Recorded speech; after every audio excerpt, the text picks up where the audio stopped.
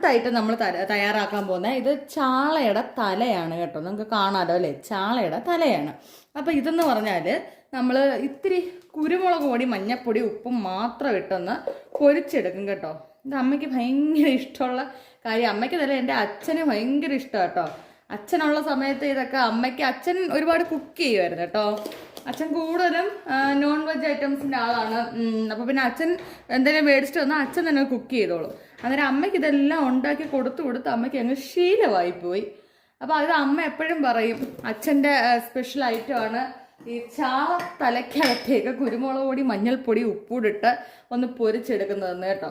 കുറച്ച് ഉപ്പൂടെ ഇട്ട് വിതറിയാൽ മതി. അമ്മയ്ക്ക് പ്രഷർ ഉള്ളതുകൊണ്ട് ഞാൻ കുറച്ച് ഉപ്പേ ഇടുന്നുള്ളൂ കേട്ടോ. പ്രഷറുണ്ട്, നമ്മൾ കുറച്ച് ഉപ്പിട്ട് കൊടുക്കുന്നുള്ളൂ.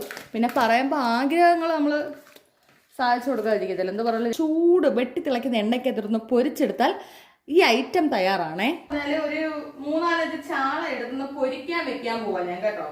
കാരണം ഈ പറഞ്ഞ എപ്പോഴും ഒന്നും നമുക്ക് പോയി മീൻ മേടിക്കാനൊന്നും പറ്റത്തില്ല. ഇതാകുമ്പം ഒരു 3-4 ചാള എടുത്ത് പൊരിക്കാൻ വെച്ചിരുന്ന അമ്മയ്ക്ക് സൗകര്യത്തിന് കഴിക്കാൻ പറ്റും.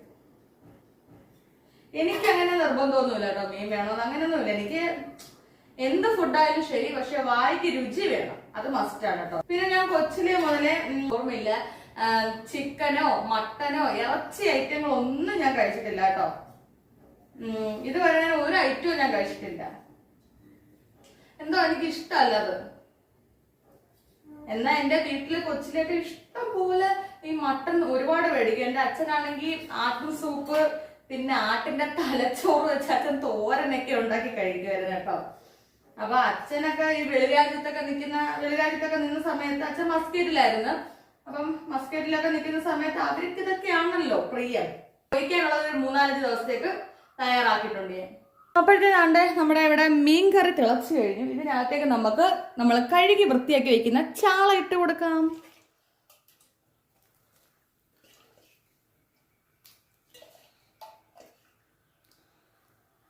കണ്ടോ? അപ്പൊ